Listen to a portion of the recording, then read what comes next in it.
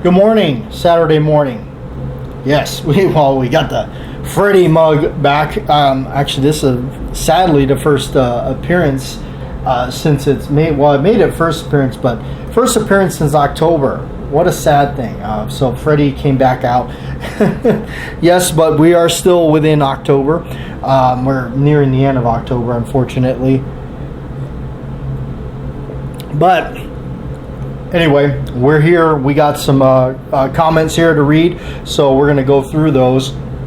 Again, thank you for putting your comments in on the station here. We're actually trying to do this a little bit. We're trying to push the time on this so everybody gets a chance to comment.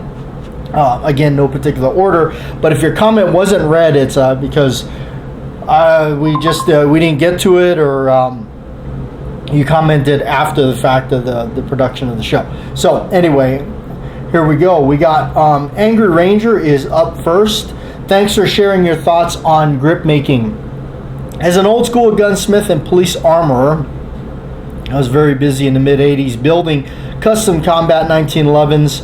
Was turning out around 3 a month. Wow, that's a lot. That is a lot of custom built stuff right there. Assuming you're a one-man operation. And one feature was custom grips made from exotic woods, and some from local Texas wood from our native trees. Often I'd inlay, when available, miniature badges from the customer's police department. Yeah, I liked making one-of-a-kind 1911 grips. There's just so many options for customization that staggers the imagination. Yes, there is so much options when it comes to the grip making with that. A lot of it just stems from just a lot of the old school stuff.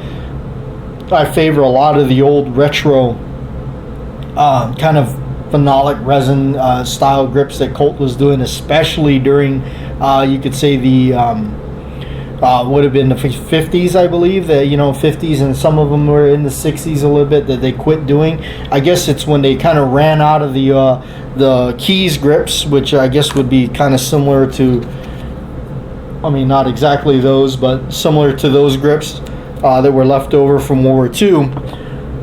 And then they started doing kind of grips like this, that they had out, which costs a small fortune these days if you can find the old copies of them or whatever, or old sets of them on eBay and whatnot floating around. And the problem with that is if you find some of those old ones, they may not even fit the frame of the 1911 because they shrunk. That was one of the problems with that. So. But yeah, they're still carrying around out there. Speaking of carrying one, I carry one, my fellow friend over there. I followed your video commentary on grip making for quite some time. To be honest, I'm really impressed with how they progressed into the final product that I received from you. They look amazing on my 1873 Colt reproduction. Thanks, brother. You are very welcome. And I know that you're also a fellow grip fanatic like me, so for you to be impressed or like them means a lot, because I know you're definitely a stickler for detail on it. And so again, I never made grips with the intention to make money or sell them. It was me just sitting there going, I broke my original set. What do I do? How do I achieve this? How do I fix this problem that I had? Which is kind of morphed into kind of just randomly making grips. All right, Bohemian Hunting Club, good channel over there, guys. Everybody, they are a good set of guys out there doing some really fun stuff and really awesome videos. If you ever get a side by side, I would definitely strongly recommend getting one with hammers. They are so much better. Plus, with those, usually you've got 2 triggers and you can pull left or right barrel. Most of modern side-by-sides only have 1 trigger, which is true. It pulls right first and then left. I've seen. Great show. Thank you. Yeah, believe it or not, years ago, I did, early in the beginning stages of the channel, I had a side-by-side coach gun with the dual hammers on it. I sold it. No big surprise there, right? Yeah, I sold it to a friend of mine. That was way back on the island days, but I got rid of it. It was cool. I guess, I don't know. There's so much stuff that I had at one time or another that I've gotten rid of. Like most of everything, I've kind of limited. Like I said, I've talked about this so much. I've limited so much on what I've kept, and really just not interested in accumulating more, per se. Just kind of stepping back from a lot of that, and just kind of mainly too because of prices, and I'll actually, that's kind of one of the topics here on this radio show.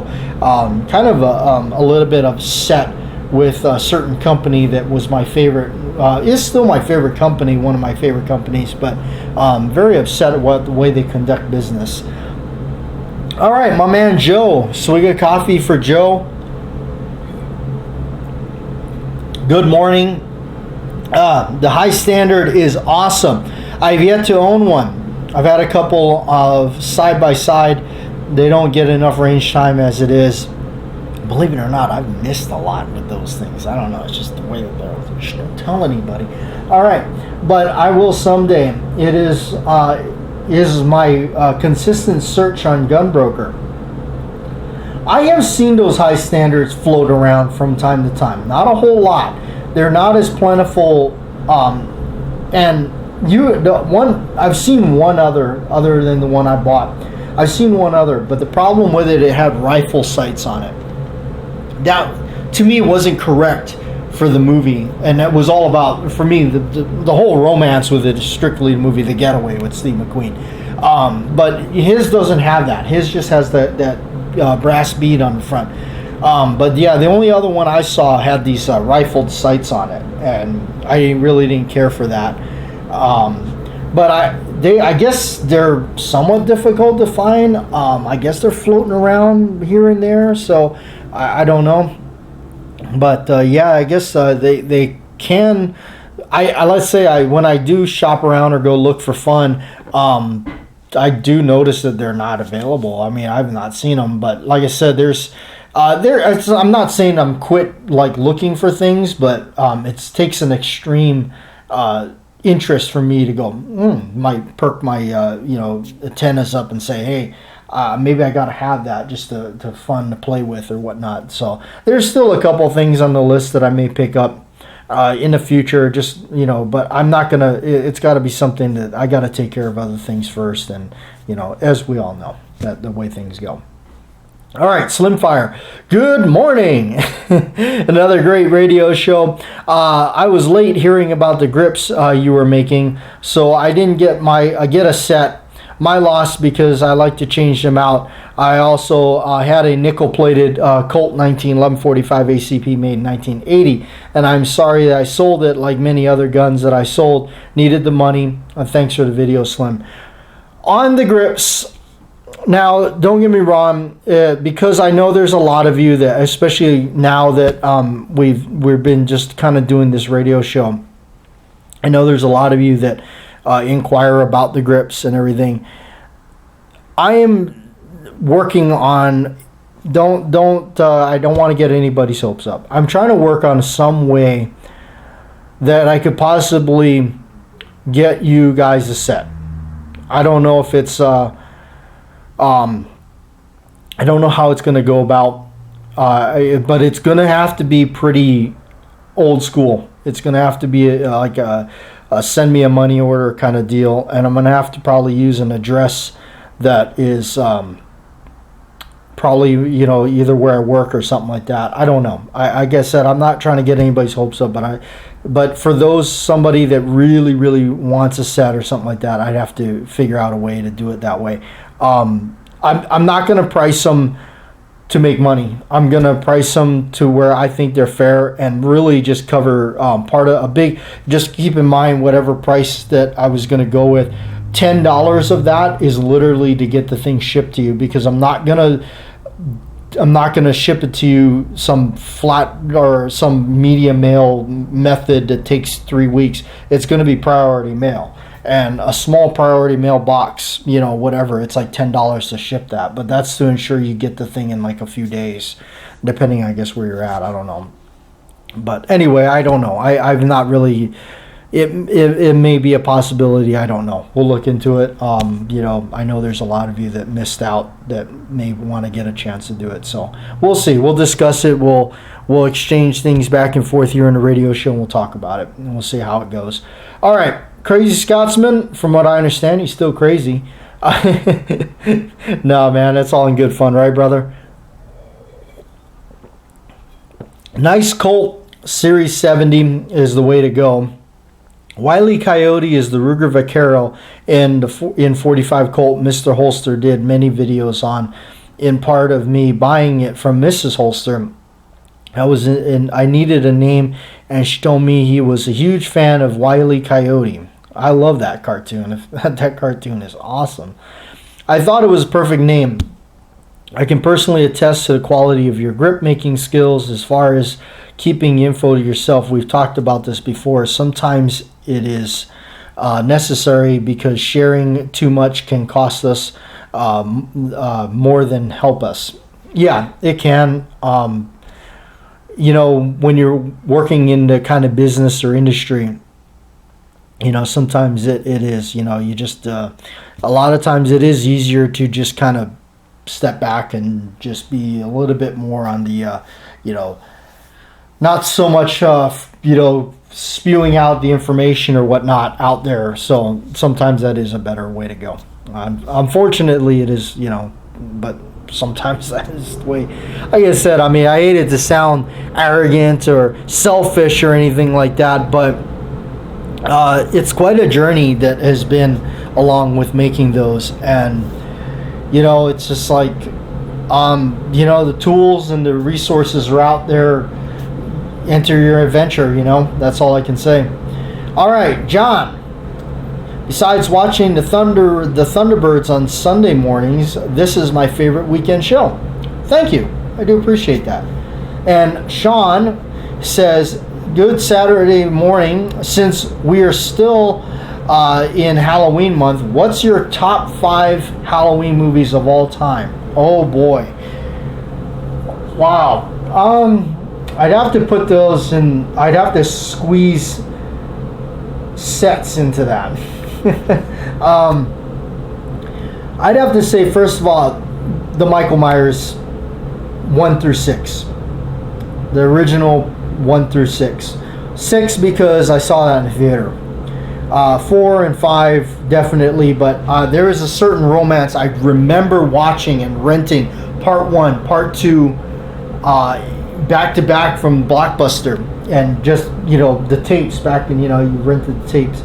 I remember renting those back to back, and just I love how part 1 literally and part 2 just leads right into where part 1 left off. They go hand in hand. You almost can't be without those. So I'd have to say the first 6 Halloween movies. I gotta have that as one choice. Sorry, it's just like, I know that's 6 movies, but that's a series that it's got to be up there. And also, everybody that that probably knows me or been around the channel, my favorite slasher villain of all time is Freddy Krueger. The first 6, again, the first 6 Nightmare on Elm Street movies. Never get tired of those. If I had to pick one all-time favorite, Part 4, Dream Master. Would definitely have to be. He had the best glove in it and everything.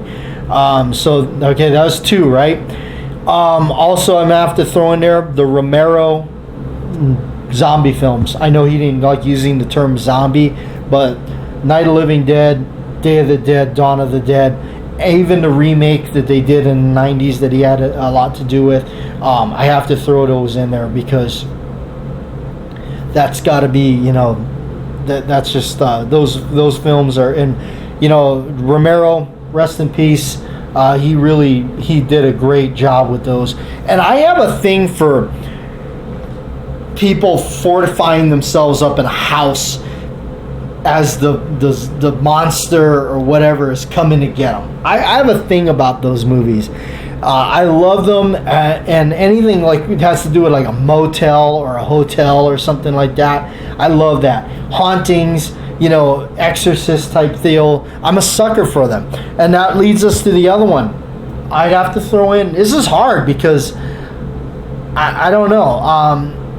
There's so much of those old movies. I mean, this is a hard one. I'm gonna have to throw in the Phantasm series because I love those movies as well. Gotta throw in the Phantasm movies. I met Don Coscarelli, really down to earth guy, awesome. I met him at not a convention, but as a premiere. They were celebrating his first movie. I went down there to go see the first one on the big screen, and he was there to sign autographs, and I got my poster and my book signed. I got pictures with him. He's such an awesome guy, so I'd have to throw in the Phantasm movies. The last one, boy, there's so many good ones. And there's so many like obscure ones that are kind of just like sleeper films that kind of slid in there. But gosh, I mean, I'd have to say probably The Exorcist, the original. William Friedkin adopted the story by William Peter Blatty. That movie is still, to me, one of the top horror, scary films of all time. I think that movie still is freaky as hell. That's a great one. So, boy, that's a tough one. I guess that's my 5. I know I kind of cheated a little bit and threw some series in there, but I gotta kind of, you know, I gotta do that. Man, there's so many other ones. Honorable mentions. I mean, like, seriously, Dead Alive. That is the most goriest, over-the-top zombie movie I've ever seen. That one's just flat out, straight, just a gore fest. That's by Peter Jackson. You know, there's so many other great ones that are out there. Motel Hell. All right. Hey, and don't forget Shaun of the Dead. That one came up from Bob. Shaun of the Dead. Yeah, that's Simon Pegg. I do remember when that came out. That was a pretty good one. And Frank says thank you, and you are welcome, Frank. All right, so now we're going to move into some of the stuff we're going to talk about. Speaking of grips, I found this article. I don't know how new it is or whatnot, but I came across it kind of on accident, and I was researching this, and now it is known that, because the obvious thing is the original John Wayne grips, you know, and everybody knows the yellow orange kind of grips that he had on his 6 gun, and of course these are the copy I made that are copies from the Rooster Shooter, and I kind of, you know, for me it was kind of coming, you know, almost full circle and reproducing the ones that are on there. Now I got a very early copy of the Rooster Shooter, or whatever release of it, because I bought mine when that gun first hit the market. Now my grips were made by a company called Bar S, which from what I understand is like long gone. Otherwise known as like True Ivory, TRU Ivory, because if you look up Bar S grips, that's what you find. I know that because when I took off the side panel of my grips that came on the Rooster Shooter, it was stamped Bar S. That's what was stamped in there. In fact, the original color, I took mine a little bit darker. I took my finger groove set a little bit darker because the actual ones are more like this color, which I did. Yeah, that guy, like, his grips are long gone. I must, because that's what came on mine. I don't know what is on there on now, the ones that are coming on now. The ones that are on there now, I think, are a little bit different. Now, there's some certain looks of the original ones, that the Bar S ones that when I mean original, that's what I'm talking about. The original Bar S ones that came on mine. It's somewhat like, I don't know how to explain this. It's not totally like opaque, I guess would be the proper way to say this. And the way they describe it I remember on the listing for the gun was orange finger grooved grips. Now, if you look at the finger grooves on mine, this is a copy of the original ones that came.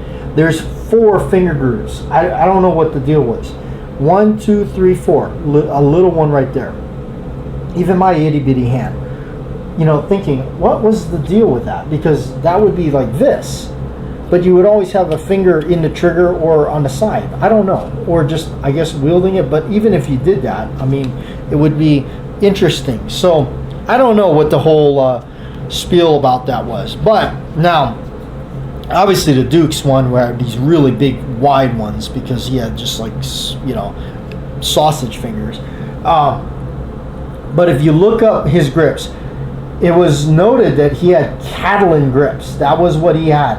Catalan, from what I read, was a form of plastic, like Bakelite, but often mistaken for Bakelite. Now, when you Google this, I actually found this article from a company called River Junction Trade Company.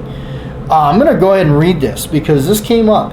This is apparently this is a set that they sold. At first I thought they were reproducing these and like you could buy them, and I think you can for like, I want to say they're like $80 or something. I don't know, but anyway, it says right here descriptions. It starts off with sold John Wayne 1920s 40s original Catalan yellow grips.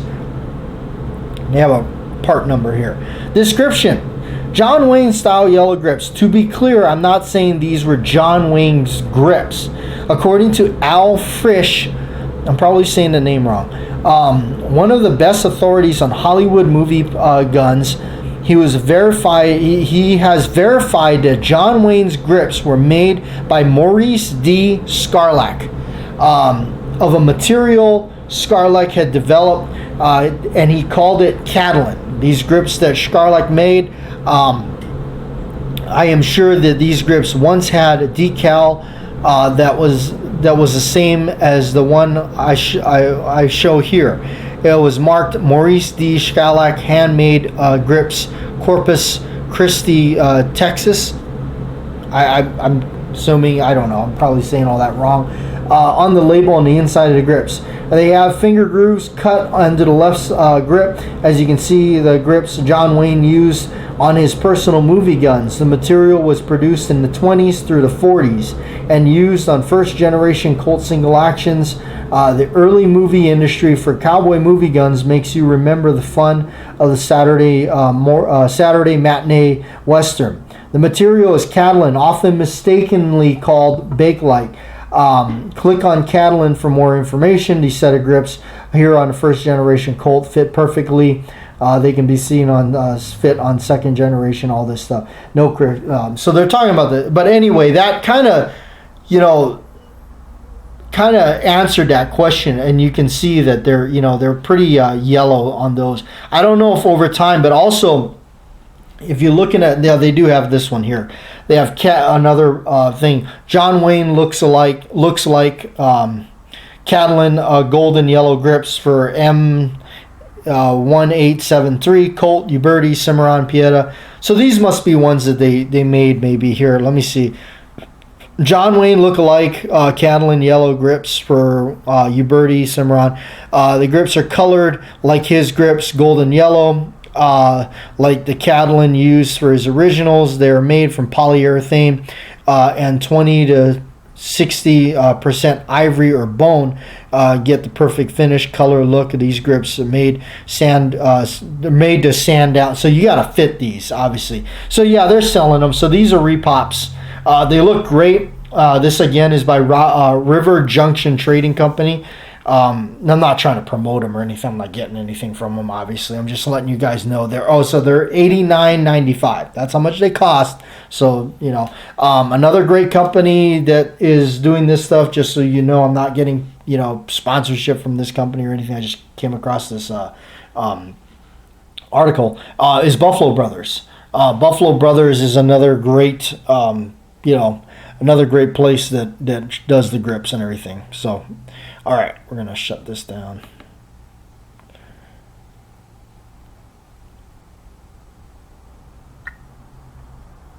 All right, there we go. But yeah, Buffalo Brothers does it. So anyway, when you actually look at some of the really old video or photographs, also the NRA curator guy, Phil Schreier, actually has one of the Duke's single actions that he used in some of his shows and everything. The Catalan really did darken up quite a bit over time, and that's why when I made my set here, I really wanted to take it a darker look And also, the original set they're on mine, for whatever reason, the finger grooved grip was darker than the other one. That's why they're kind of different colors here. You can see that. And you can really notice it, like I noticed when you're looking at the bottom or whatnot. But I wanted mine to take on a darker look, to kind of replicate, I guess, more or less what I saw on a thing. Even though when you watch the movies, they are kind of more of a golden yellow color in a lot of them. Now, the first time I ever seen them show up was more than likely, I don't know which movie got actually filmed first, but it's hard to argue if it was either The War Wagon or The Sons of Katie Elder. That was the first time that I noticed one of those movies. I can't remember which one. I heard that one was filmed before the other one, but it got released before the other one, something like that. I don't know.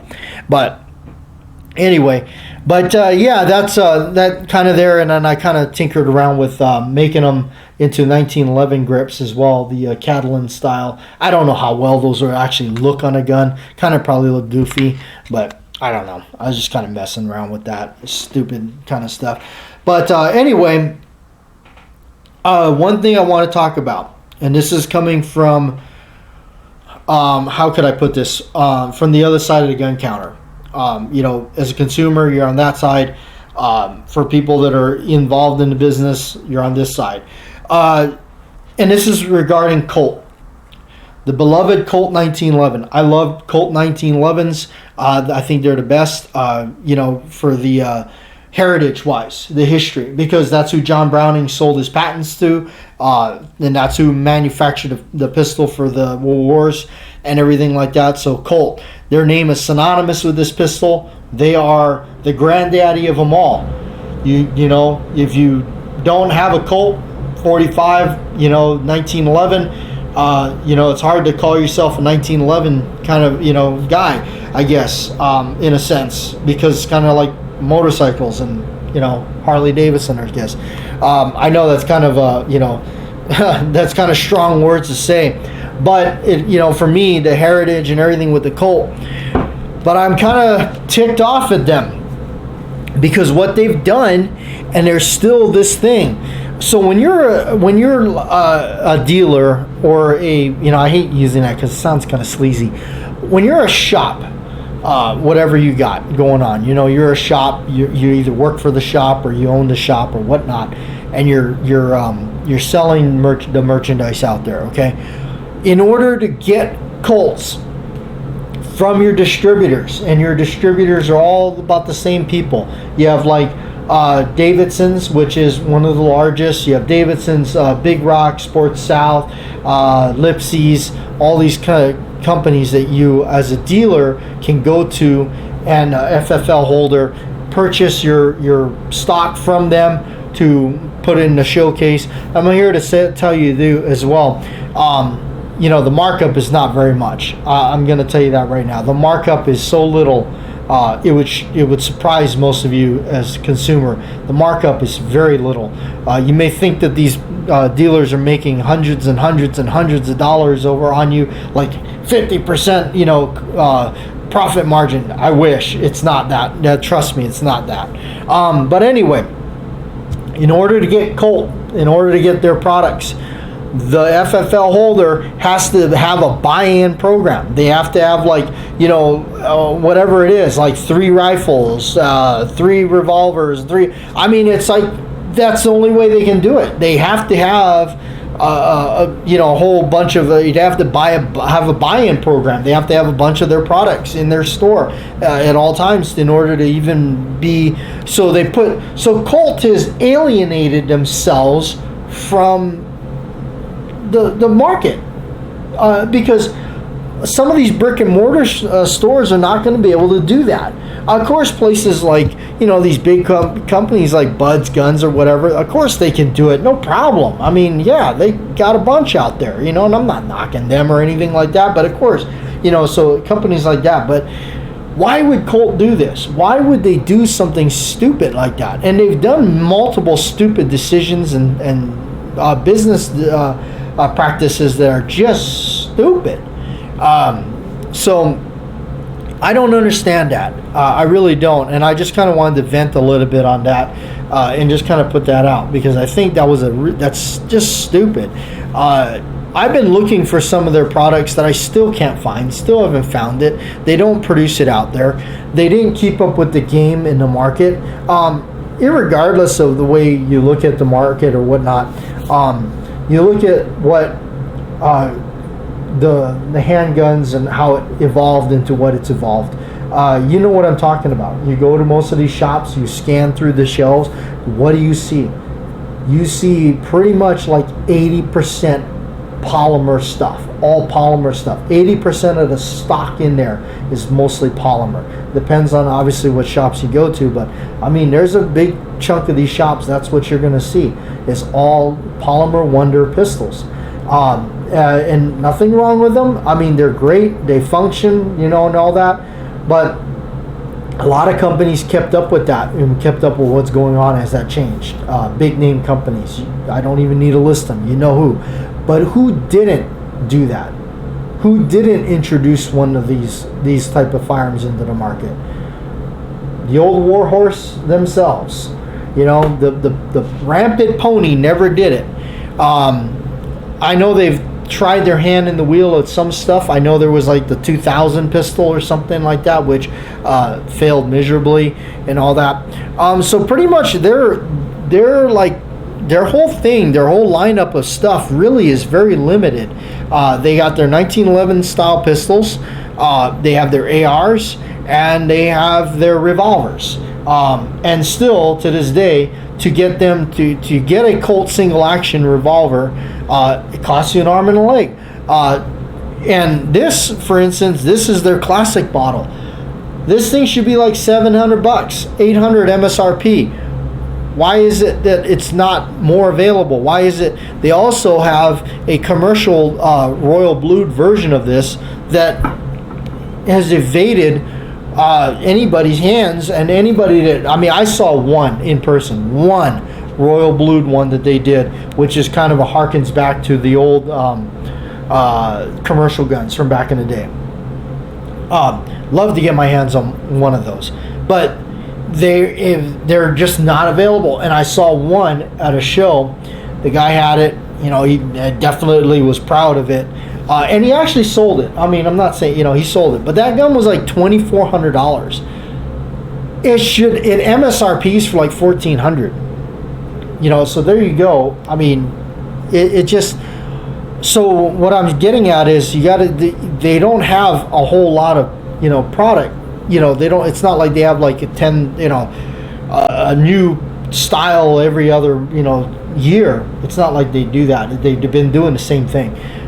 Why are these things not more available? Why are these things not more cost effective?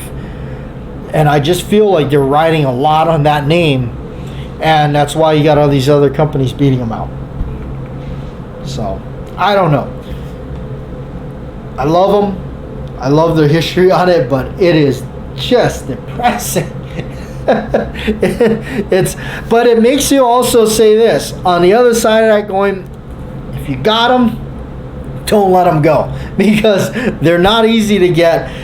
They're getting more expensive. They're not getting cheaper, that's for sure. This thing, I bought this when it first came out. I was lucky. I got it, it was like $700, something like that. I got it when it first popped out. It was not, thanks to actually Mr. Holster was talking about it before he passed on, talking about that. So, that's a great one. Another thing, the 22s out there, you got the Colt Woodsman.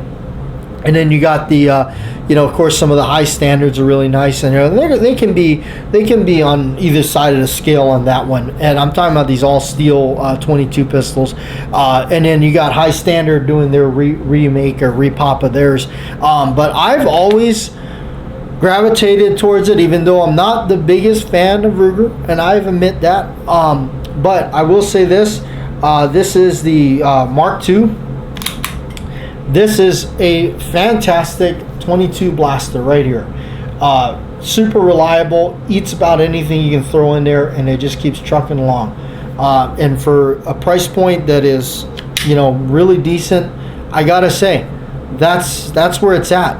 And I like the manufacturing of stuff like this, where you got a company who was able to manufacture something like this and pop it out there really good cost price and everything like that, and good quality, and it eats any kind of 22 that you can throw at it. That's really what's the attraction for me with that thing. It just gobbles them up. It doesn't seem to fail or skip a beat. I prefer the old Mark II. I think the Mark II is the best one. It doesn't have the magazine disconnect. It does have the bolt hold open on the last shot, which the Mark I doesn't have. So it's got that bolt release right there. Still a heel release magazine and everything, but also the magazines are a lot more plentiful. You can find these a little easier than you can original Mark I magazine that I believe held 9 rounds. So, all right. Anyway, I know most of you are like, we're going to get on with our lives. Come on, end the show. So we'll talk to you next time. Anyway, I hope you enjoyed the show. Thanks for being here. Again, you guys are the reason why we're still here and doing this show. So thank you.